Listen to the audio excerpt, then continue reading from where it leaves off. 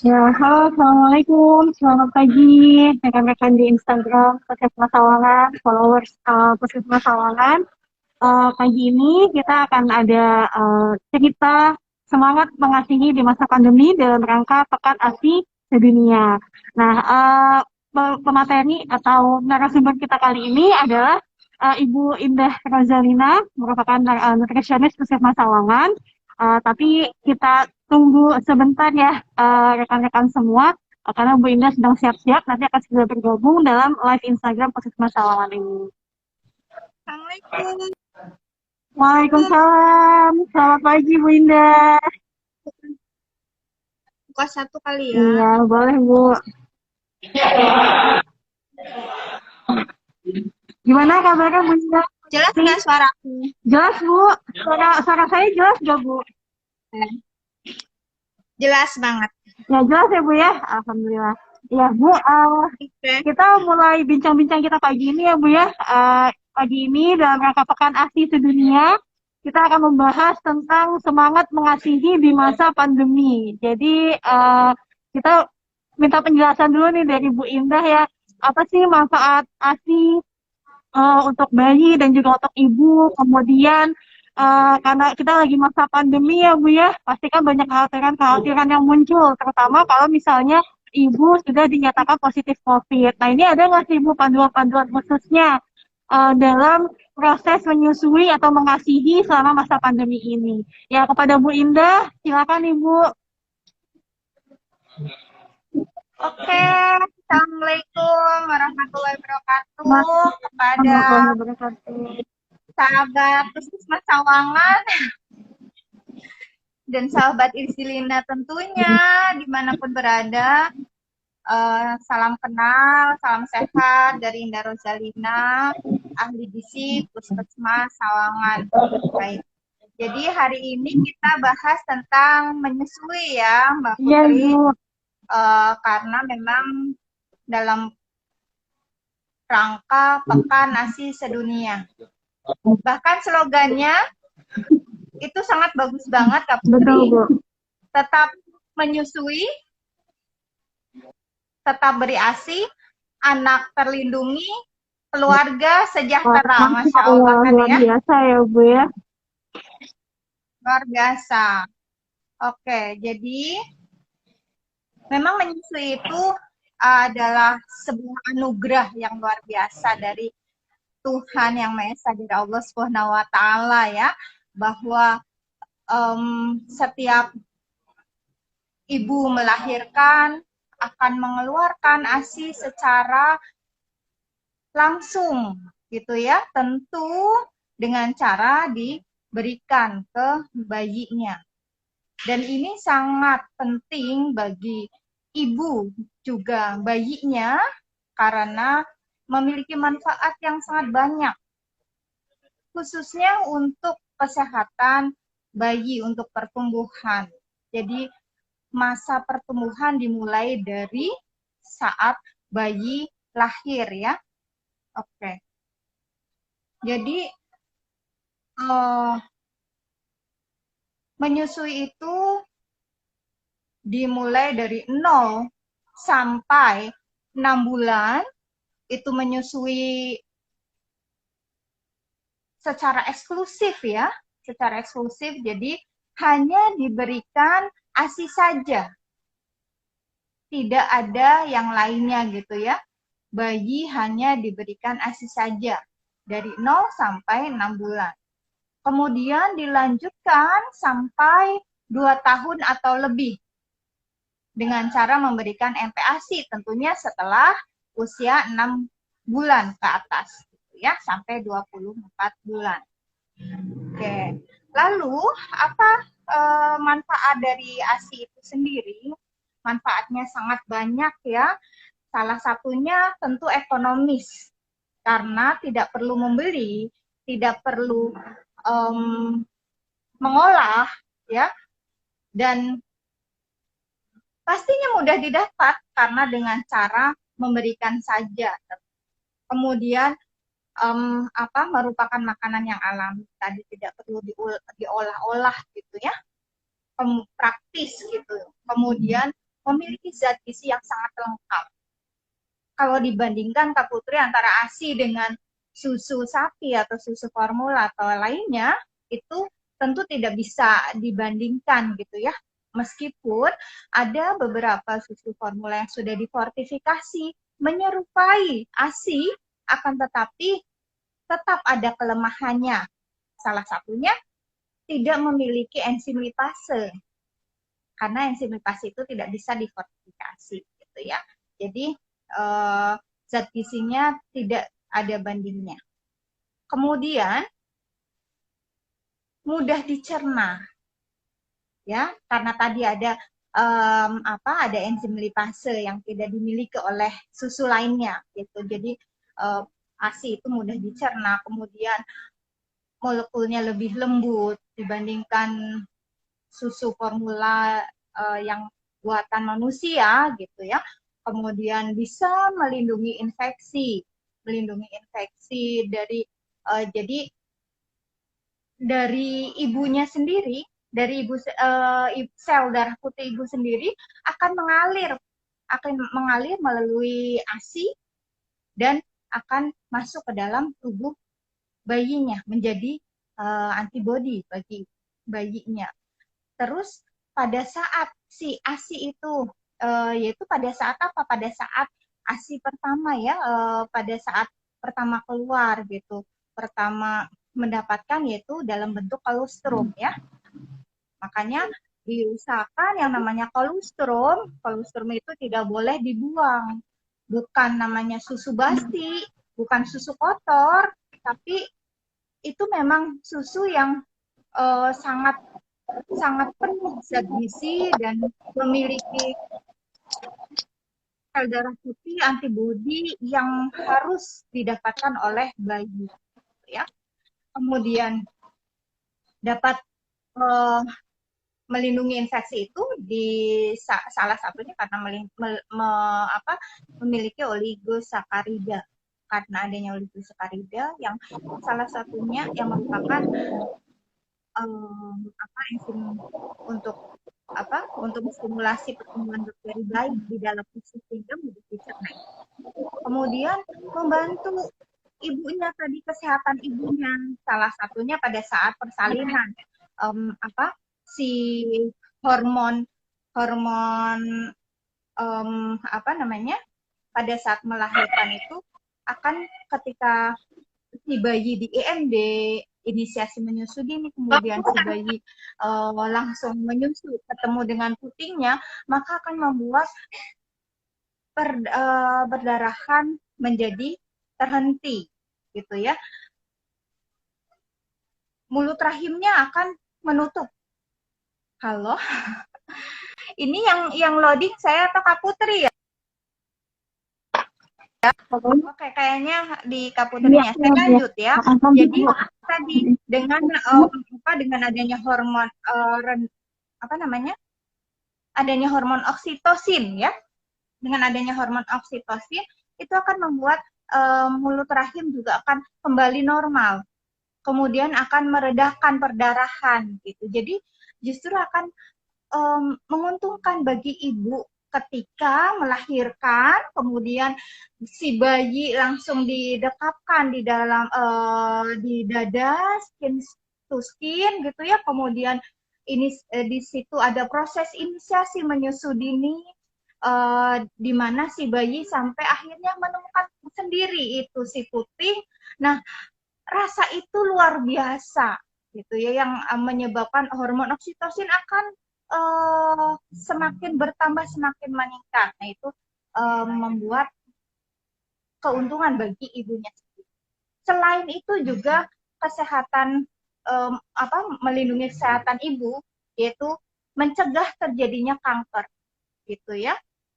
Jadi sudah banyak penelitian di mana ASI itu bisa mencegah kanker, kemudian bisa mengendalikan atau mencegah terjadinya penyakit jantung atau menurunkan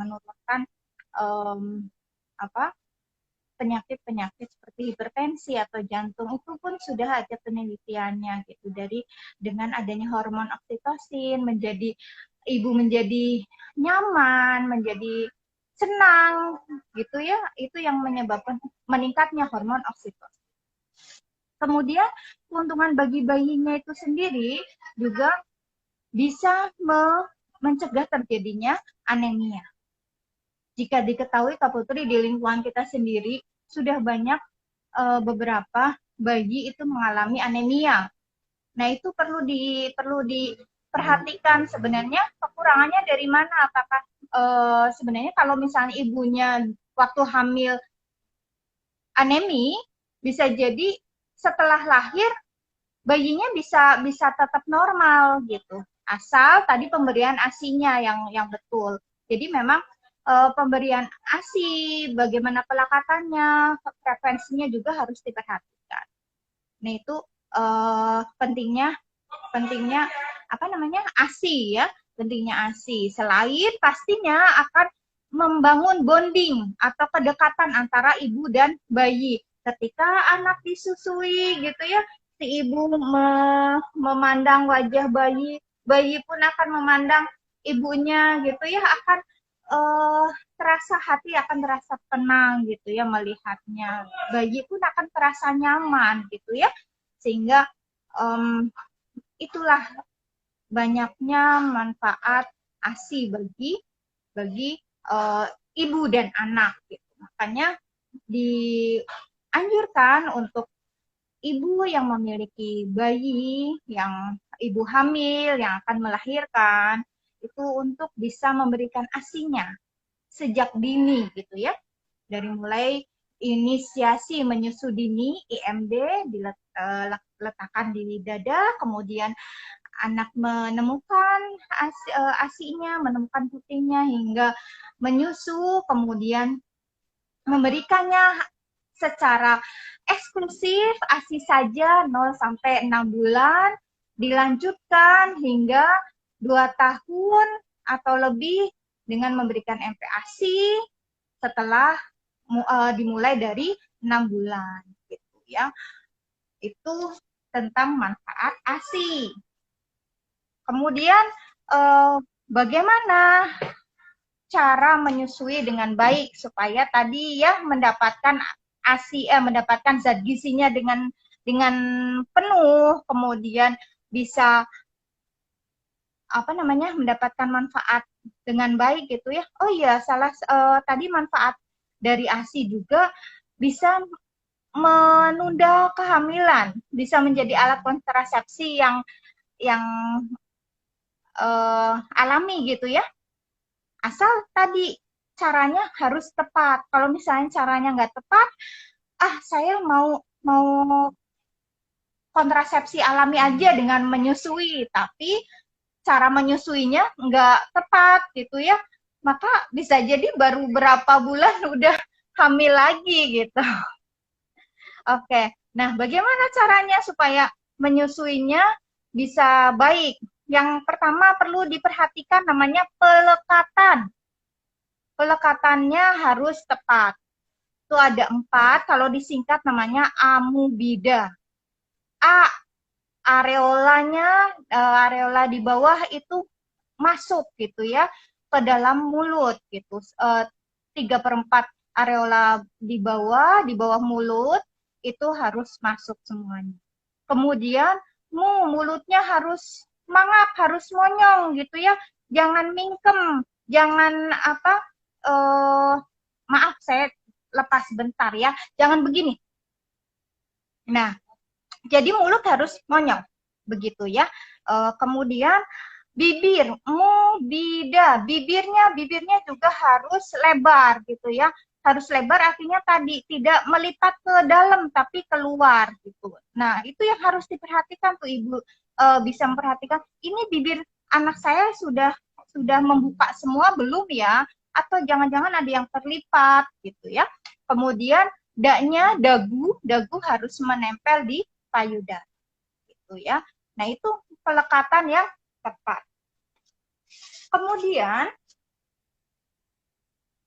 yang perlu diperhatikan lagi adalah posisinya. Posisi itu sangat mempengaruhi produksi ASINYA juga ya, selain dari pelekatan, yaitu posisinya si wajah, mata bayi harus memandang ke payudara sejajar gitu ya, hadap-hadapan. Kemudian hidungnya bayi itu menghadap ke puting gitu.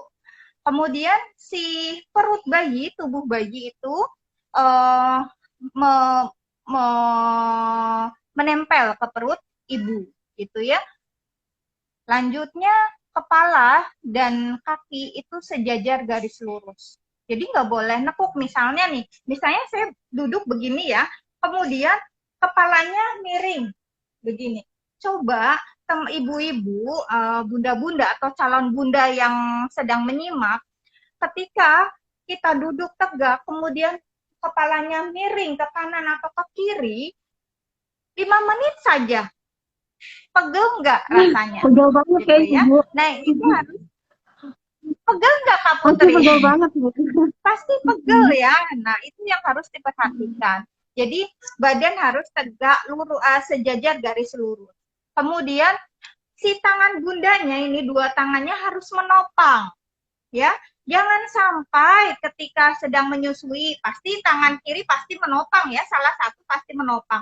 Tapi jangan sampai salah satu tangannya pegang HP, pegang apa, kayak gitu ya.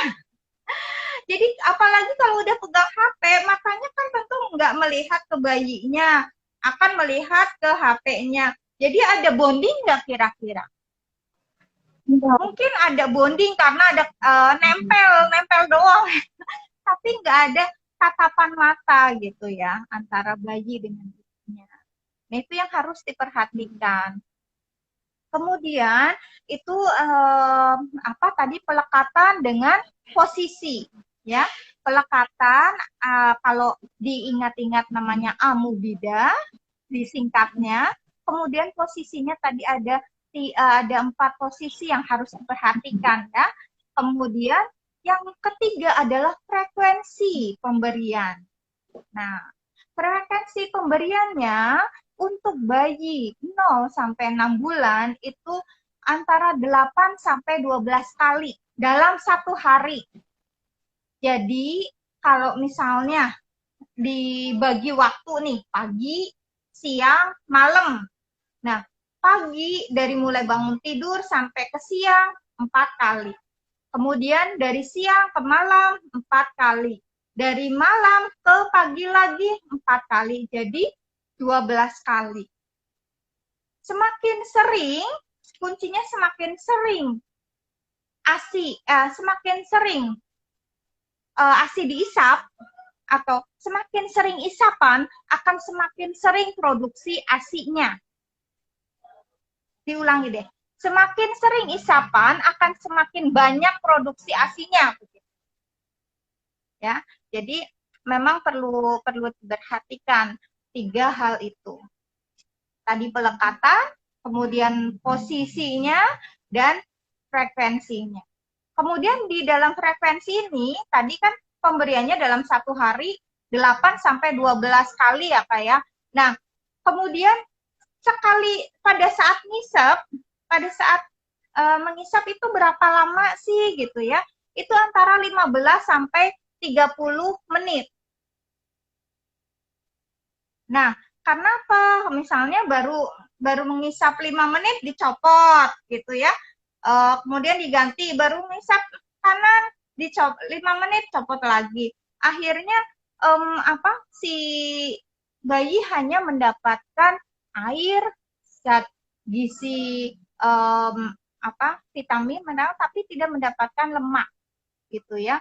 Jadi lemaknya tidak mendapatkan. Nah, itu yang baru ibaratnya si bayi baru mendapatkan ASI awal, baru dapat menghilangkan hausnya, tapi belum menghilangkan laparnya. Karena ibaratnya kalau di ASI awal itu menghilangkan dahaga dan di ASI akhir menghilangkan rasa lapar karena memang lebih banyak lemak di ASI akhir. Tapi bukan berarti bukan berarti. Nah ini akan menyangkut ke mitos dan hoak, mitos dan fakta nih Kak. Jadi kadang ada ibu-ibu nanya, Bu kalau apa kan payudara ada dua, kanan sama kiri. Yang entah yang kanan apa yang kiri tuh yang ini nasi, ini sayur. itu itu mitos atau fakta, Bu? Coba Bunda yang sedang menyimak dijawab, mitos atau fakta? Hoax atau fakta, ya Bu. Tadi kalau yang kanan nasi, yang kiri sayur gitu ya Bu ya katanya ya, yang beredar ya. Ayo ibu-ibu ada yang tahu itu mitos atau fakta? Bisa diketikin di kolom komentar. Kalau menurut saya sih mitos Bu Indah. Bener nggak Bu? Mitos. Mitos ya, karena memang tidak ada sayur, tidak ada nasi gitu ya. Jadi yang ada adalah apa? Ada ASI awal dan ASI akhir. Di mana ASI awal itu memang berbentuk lebih encer gitu ya, lebih encer, karena lebih banyak kandungan airnya, kemudian ada vitamin-vitamin dan protein. Nah, kalau yang di ASI akhir itu ada lebih banyak lemaknya, gitu. Di mana lemak itu memberikan energi untuk si bayi, gitu ya. Nah, ini kata Mbak Cino mitos, kata Mbak Nadia mitos. Ya. Oke, ya. Jadi begitu ya untuk pemberian ASI. Mungkin dari sini ada yang perlu dibahas, Kak Putri? Ini Bu, untuk kan kita sekarang lagi menghadapi masa pandemi ya Bu ya. Nah mungkin banyak kekhawatiran nih dari para ibu-ibu yang misalnya dia positif ya Bu ya, sudah dinyatakan positif. Terus dia mungkin nih kayak ada kekhawatiran, aduh ini saya kalau misalnya masih nyusuin anak saya nanti gimana, ketularan nggak ya? Terus gimana nih caranya supaya saya bisa mencegah gitu Bu. Jadi ketika menyusui bayinya, itu tidak terjadi proses penularan. Nah, itu gimana, Bu? Ya, bagus banget, Kak. Benar. Di masa pandemi ini memang kita harus menjaga kesehatan, tentunya harus menjaga diri supaya tidak terjadi penularan COVID-19 ya. Baik ya kalau macamnya apa, terserahlah. Kan yang jelas kita tidak harus menjaga diri dari paparan COVID. Nah, bagi ibu hamil, ibu menyusui yang memang sedang terpapar COVID, itu masih bisa menyusui. Justru supaya bayi tetap mendapatkan haknya tentu ya, dan mendapatkan zat gizi yang tepat. Karena kasihan kalau misalnya diputus, dia harus beradaptasi dengan susu formula yang memang zat gizinya berbeda sekali dengan ASI gitu. Jadi tetap bisa diberikan, tetap bisa menyusui gitu ya, jangan khawatir.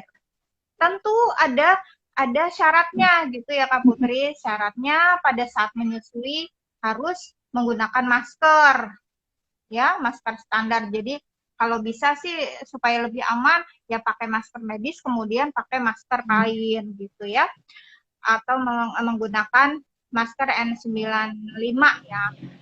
Kemudian selain itu sebelum menyusui harus cuci tangan pakai sabun dengan bersih, kemudian diusahakan tetap melakukan bonding gitu ya. Jadi justru itu sangat sangat bagus gitu. Jadi akan membuat antibodinya si ibu pun akan mengalir ke si bayi. Jadinya bayi juga akan mendapatkan antibodi yang sama. Jadi tetap harus menyusui ya kalau sedang terpapar COVID, jangan khawatir. Kecuali kalau lagi COVID kan kondisi ada yang bergejala, ada yang enggak ya Kak ya. Nah, yang sedang bergejala tentunya badannya akan terasa nggak enak, pusing, demam, dan sebagainya. Itu yang biasanya akan membuat berkurangnya hormon oksitosin. oksitosin, akan terhambatnya hormon oksitosin. Akhirnya untuk kelancaran ASINya pun akan terhambat gitu ya. Maka dari itu kalau misalnya memang lagi demam, justru dengan menyusui harapannya hormon oksitosinnya tuh akan naik gitu ya. Kecuali memang tidak bisa keluar dengan lancar, bisa dengan pumping. Tapi diusahakan bisa disusuin dulu ya. Ya. Nah ini Bu dari Bu Cinung. Nah ini mungkin ini ya kembali ditegaskan lagi ya Bu ya, kalau Ibu terkonfirmasi COVID apa tetap disarankan untuk menyusui, apalagi masih dalam keadaan positif. Tetap ya Bu Indah ya. Tetap, iya betul. Harus tetap menyusui ya Bun ya. Nggak ada halangan untuk menyusui gitu ya. Ya. Bahkan ibu balita, ibu bayi yang sedang mengidap HIV juga pada dasarnya bisa gitu. Hanya saja memang harus terkontrol dan harus dalam pengawasan dokter gitu ya. Jadi memang perlu konsultasi dengan dokter. Kemudian bagaimana dengan kondisi ibu gitu ya. Justru dengan menyusui itu akan meningkatkan hormon oksitosin, akan menjadi ibu yang tadinya aduh gimana ya bayi saya gitu ya kalau dipisahkan gitu, kasihan nanti nangis nanti gimana.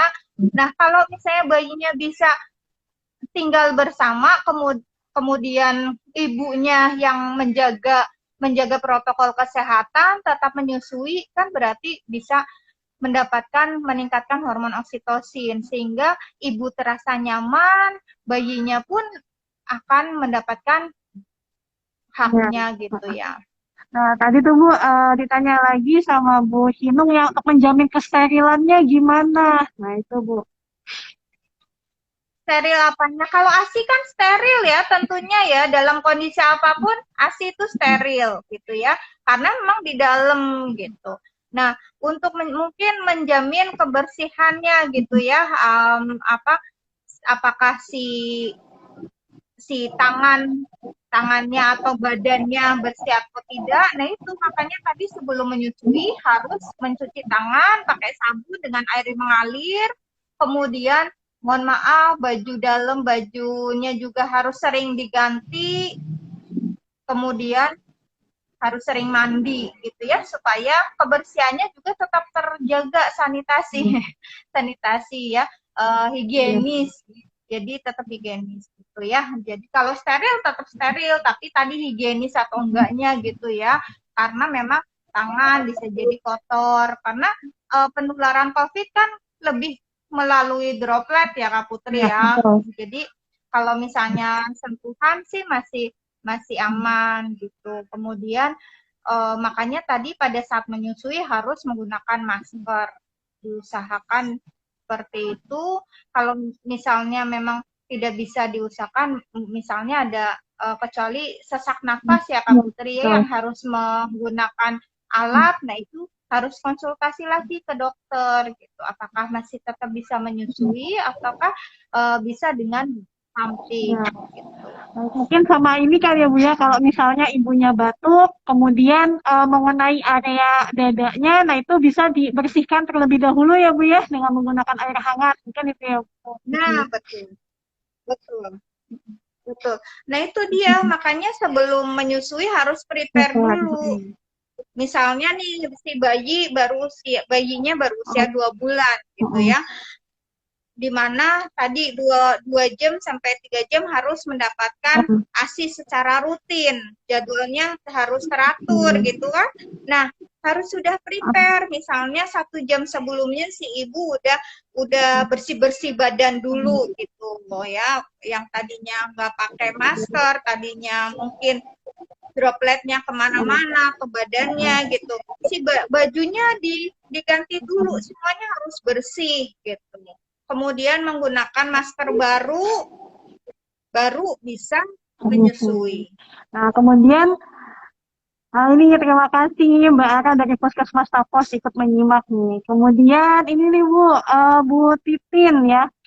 Pengalaman pribadi, anak saya terpapar, cucu masih balita. Ibu dirawat di rumah sakit. Alhamdulillah ada stok ASI. Jadi berguna ketika untuk menyimpan ASI, gitu ya Bu ya, Siap. untuk jaga-jaga sedia payung sebelum hujan. Ya. Wah ini Masya Allah banget ya Bu ya, bisa jadi salah satu alternatif ya Bu ya. Hebat, Harus banget. betul, betul.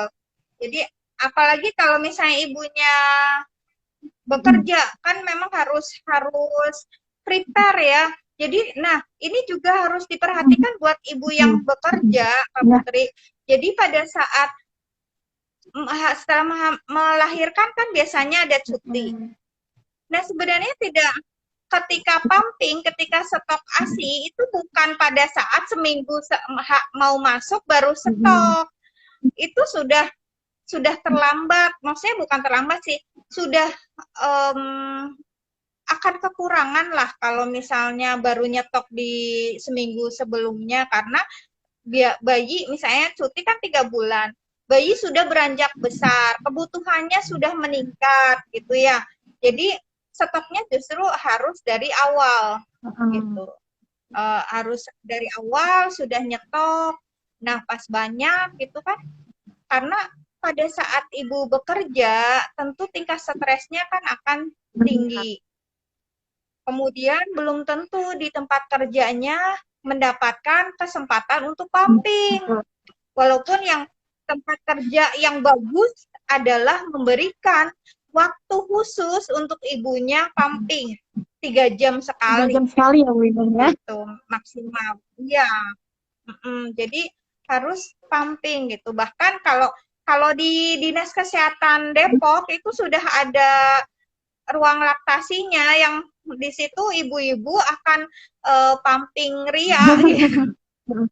Jadi akan pumping bareng-bareng gitu dengan ada ruang khusus, kemudian dengan pumping bareng-bareng gitu akan meningkatkan imun gitu. Akhirnya akan meningkatkan hormon oksitosin kan, dan itu akan membuat hormon prolaktin juga akan terproduksi dengan banyak sehingga ASI pun akan bisa dipumping dengan hasilnya banyak gitu.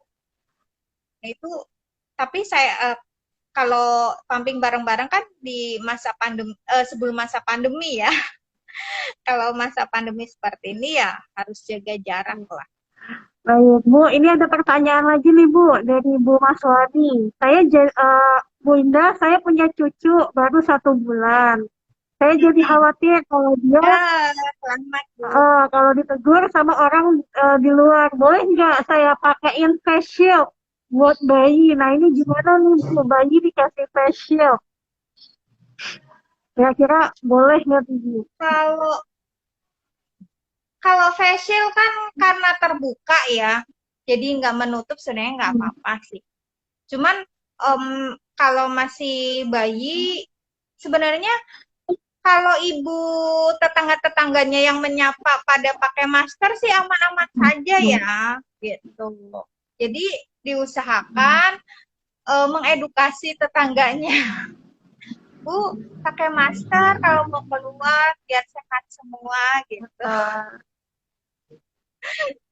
Iya. Apalagi mau ngunjungin bayi ya. Terus nggak usah dibawa jalan-jalan lah ya. Ya, apalagi kalau mau mengunjungi bayi ya Bu, itu harus sudah pakai masker dulu yang datang. Betul.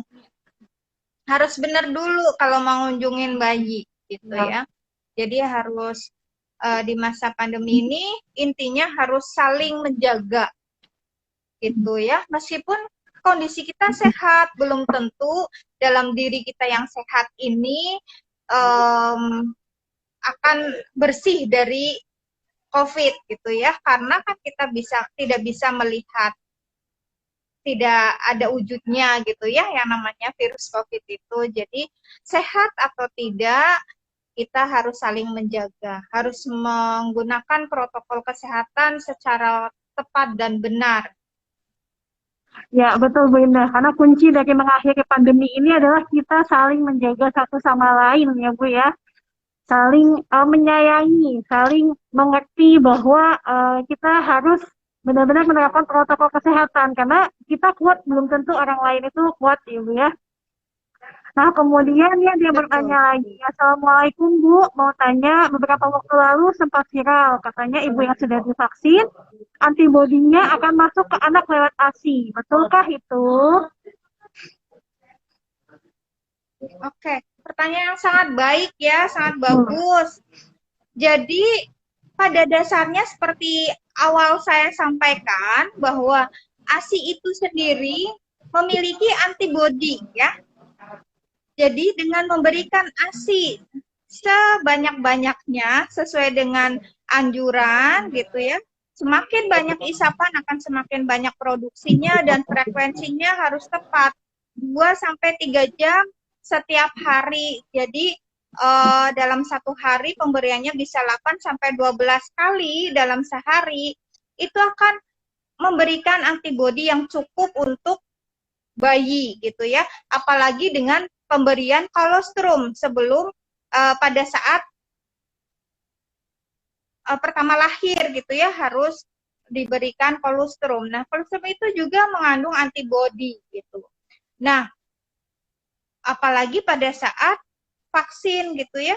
Sel darah putih ibu sendiri pada saat menyusui, maka sel darah putih ibu pun akan ikut mengalir ke dalam diri bayi. Jadi intinya dengan menyusui vaksin atau juga vaksin, maaf ya, bukan yang nggak vaksin itu aman-aman saja gitu ya. Akan tetapi ini sesuai dengan prinsip menyusui, yaitu dengan menyusui akan membuat bayi mendapatkan antibodi gitu ya, zat antibodi. Nah, kalau masalah vaksin ya pastinya vaksin kan bukan membuat orang jadi tidak terpapar COVID, tapi untuk memberikan pencegahan lebih lebih lama, lebih baik daripada yang tidak divaksin. Jadi harus vaksin ya, Bu. Ya, betul banget Bu Indah. Mengenai pertanyaan tadi juga sudah ada hasil penelitiannya Bu Indah, bahwa memang sudah terbukti ibu Ya, yang menyusui kemudian dia divaksin, maka antibodi yang dihasilkan dari proses vaksinasi juga akan ikut diberikan kepada bayinya melalui proses pemberian ASI. Jadi, Masya Allah banget ya Bu Indah ya, betul. begitu banyak manfaat dari ASI Betul. gitu ya. Jadi ibu-ibu yang menyusui gak usah takut, gak usah ragu, mau vaksinasi langsung datang ke puskesmas ya Iya, Bu ya. Jadi supaya bayinya juga bisa kuat iya, gitu ya Bu melawan menghadapi virus COVID-19 ini melalui pandemi ini. Nah, kemudian Bu, betul. boleh nggak Bu kita bahas lagi mengenai mitos dan fakta? Kira-kira mitos dan fakta apa lagi sih Bu selain tadi ya? Mungkin kalau misal mengenai IMD kan biasanya kolostrum dibilang susu basi gitu ya, padahal bukan. Itu sangat bermanfaat Ibu ya. Mm-mm. Nah, kemudian ada lagi nggak Bu mitos dan fakta seputar BAASI? Banyak ya mitos dan faktanya. Jadi contohnya nih, jangan minum air dingin, nanti bayinya flu atau batuk, pilek. Mitos atau fakta? Ayo ibu-ibu, mitos atau fakta Bu? Kalau minum air dingin, bayinya jadi pilek. Atau misalnya makan pedas, bayinya jadi mencret misalnya. Nah, itu yang namanya mitos Ya, mitos ya. mitos. Jadi pada dasarnya apa tadi kuncinya adalah semakin sering diisap, semakin banyak produksi asinya. Jadi bukan karena ibunya bukan karena ibunya tidak makan, tidak banyak makan, atau misalnya bukan karena ini asinya saya mungkin keturunan gitu ya, payudaranya jadi asinya emang sedikit dari dulu kayak. Nah, itu tidak ada. Kuncinya adalah tadi, semakin sering diisap, semakin banyak produksi asinya. Makanya kenapa kadang ada ibu mengeluh gitu, Kak Putri mengeluh, ASI saya sedikit Bu gitu, jadi saya eh, tidak kasih ASI lagi gitu, atau saya kasih makan, atau saya kasih susu formula. Nah, itu harus dilihat lagi bagaimana tadi pelekatannya, apakah sudah benar atau belum, posisinya sudah tepat apa belum gitu ya. Kemudian frekuensinya tadi pemberiannya, apakah misalnya bayi kasihan lagi tidur nggak usah dibangunin, nah itu juga akan berpengaruh. Padahal kan secara jadwal pemberian itu sama seperti kita makan gitu ya. Kalau orang dewasa kan makan pagi, siang, sore gitu. Nah, bayi pun punya jadwalnya, jadwal menyusui di mana jadwal itu tidak memerhatikan mau pagi, mau siang atau malam gitu ya. Pemberiannya tadi 2 sampai 3 jam sekali atau 8 sampai 12 jam sekali per hari. Dan jika anak mau gitu. Kemudian ini nih Bu, mitos atau fakta Bu, kalau misalnya ibunya stres, itu akan menurunkan produksi ASI. Mitos atau fakta tuh? Coba kata bunda-bunda atau sahabat puskesmas, coba. Mitos atau fakta Bu, kalau ibunya stres, ibunya panik, nah itu bisa menurunkan produksi ASI, mempengaruhi produksi ASINya. Mitos atau fakta Bu? Fakta. Nah, itu ada yang jawab Bu Yuli, fakta. Gimana Bu Indah? Wah, iya betul 100 ya Bu. Jadi memang itu fakta ya Bu ya. Jadi ketika ibu stres atau misalnya sakit, tidak merasa nyaman, itu akan terhambat hormon oksitosinnya, gitu ya, akan menghambat hormon oksitosin atau yang dinamakan hormon cinta, di mana ketika hormon oksitosinnya itu sedikit, maka akan berpengaruh dengan produksi ASI-nya, akan berpengaruh dengan otak memberikan respon dan menyuruh dan mengeluarkan hormon prolaktin untuk memproduksi ASI gitu. Jadi usahakan ketika Bunda mengalami masalah atau ketika Bunda sedang tidak enak badan atau galau gitu ya, usahakan ketika menyusui lepas semua masalahnya ya, dilepas dulu, bikin nyaman. Nah, biasanya dengan melihat, memandang wajahnya baby gitu ya, itu akan membuat stresnya hilang gitu ya. Jadi lepaskan capek, lepaskan marah, lepaskan sedih gitu. Buat dirinya nyaman, dirinya senang, dirinya gembira, sehingga ketika ketika menyusui itu akan lancar gitu ya. Jadi harus selalu dalam kondisi gembira. Nah, ini pun memang tidak terlepas dari dukungan keluarga dan sekitarnya ya Kak Putri ya. Memang tidak harus misalnya lagi sedih begini kemudian dari keluarganya malah menyalah-nyalahkan atau misalnya tidak memberikan support, justru akan semakin parah bagi si ibunya gitu ya. Akhirnya akan mengalami stres tingkat tinggi, itu akan mengalami sakit. Kemudian efeknya apa? Dampaknya apa? Dampaknya akan berpengaruh pada bayi. Akhirnya bayi tidak mendapatkan ASI dengan baik. Ya. Sehingga perlu adanya dukungan dari suami, dari orang tua, dari mertua, dari saudara, dari tetangga, gitu ya. Jadi perlu ada dukungan supaya tetap nyaman.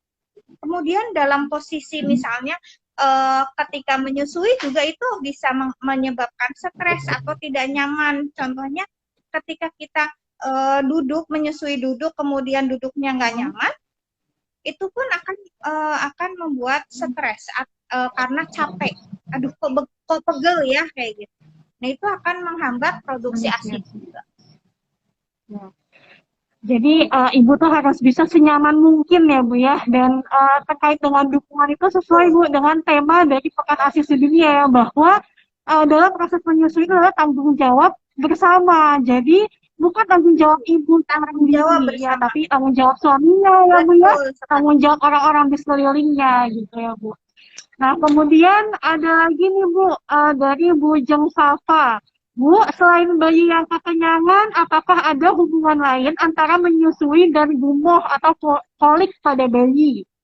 Nah, itu selain bayinya kekenyangan, kenapa sih Bu bayinya tuh kok gumoh gitu setelah menyusui? Oke, baik. Gumoh dan kekenyangan ya. Nah, kita perlu mengetahui dulu nih, apakah bayi kekenyangan atau memang posisinya yang kurang tepat gitu ya. Jadi kita perlu tanya dulu ke ibu bayinya, Bu, pemberiannya apakah sudah tepat? Misalnya pada saat sekali isapan, sekali menyusui itu antara 15 sampai 30 menit gitu ya. Kemudian apakah pada saat pemberian ASI pelekatannya sudah tepat atau belum, itu juga perlu diperhatikan. Kemudian bisa jadi memang anak kekenyangan karena memang produksi ASINya banyak sekali gitu. Jadi tidak ada salahnya ketika ASI penuh, kemudian memang belum waktunya bayi mendapatkan belum jadwalnya, itu bisa dipumping dulu gitu ya, supaya tidak sampai bengkak gitu ya. Jadi tadi harus diperhatikan itunya dulu. Nah, supaya kalau gumoh sebenarnya masih wajar jika gumohnya tidak sampai keluar melalui hidung seperti itu ya. Jadi caranya supaya tidak gumoh 15 sampai 30 menit setelah bayi menyusu, kemudian jangan langsung ditidurkan, tapi digendong berdiri gitu ya, dihadapkan ke dada, kemudian ditepuk-tepuk punggung belakangnya gitu, ditepuk-tepuk sampai sendawa. Nah, nanti kalau sudah baru bisa mulai ditidurkan atau main atau apa.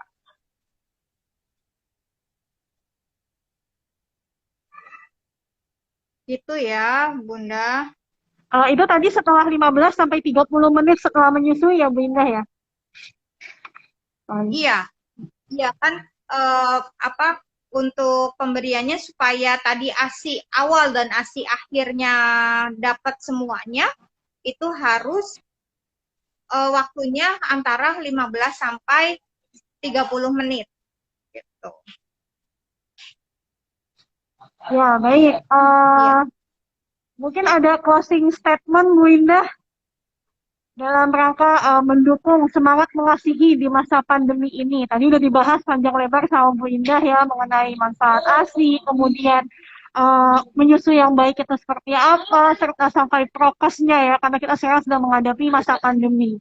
Nah, kira-kira ada closing statement Bu dari Bu Indah mengenai semangat mengasihi di masa pandemi ini? Ya, baik. Sesuai dengan tema dan slogan Pekan ASI Sedunia tahun 2021 bahwa menyusui adalah tanggung jawab bersama, maka perlu adanya motivasi yang tinggi dari ibu bayi dan orang-orang di sekitarnya untuk bisa memberikan ASI kepada bayinya gitu ya. Dan pada saat menyusui perlu diperhatikan pelekatan, posisi, frekuensi, dan kondisi psikisnya gitu ya, karena semua itu akan mempengaruhi produksi dan kualitas ASI-nya gitu ya, tentu dengan dengan diperhatikan juga makanan yang berkualitas oleh ibunya gitu ya. Jadi tetap memberikan ASI dari 0 sampai 6 bulan secara eksklusif dan melanjutkan sampai 2 tahun atau lebih supaya bayi sehat, keluarga sejahtera. Masya Allah, luar biasa banget Bu Indah closing statementnya. Ya baik, ibu-ibu, kita sudah sampai di penghujung live Instagram kali ini. Yuk kita sama-sama untuk ibu-ibu yang menyusui nih ya, kita sama-sama semangat, sama-sama berjuang ibu untuk tetap memberikan ASI terbaik kita untuk anak-anak kita. Dan semoga ilmu yang sudah disampaikan oleh Bu Indah bermanfaat untuk kita semua. Terima kasih banyak Bu Indah atas waktunya. Terima kasih banyak juga untuk ibu-ibu kader, serta ibu-ibu busui-busui atau ibu-ibu hamil atau calon ibu yang pada siang ini ikut dalam kegiatan live Instagram ini. Semoga pandemi ini segera berakhir ya Bu Indah ya, dan kita bisa beraktivitas normal. Amin, Amin, ya amin, Rabbal alamin. amin. Dan semoga semuanya senantiasa sehat, senantiasa dalam lindungan Tuhan Yang Maha Esa. Amin, amin, ya Rabbal alamin. Ya baik, kita Amin. tutup ya Bu ya. Terima kasih Bu Indah, terima kasih ibu-ibu semua, rekan-rekan semua. Assalamualaikum. Waalaikumsalam warahmatullahi wabarakatuh. Sehat terus, semangat terus. Salam sehat, salam semangat.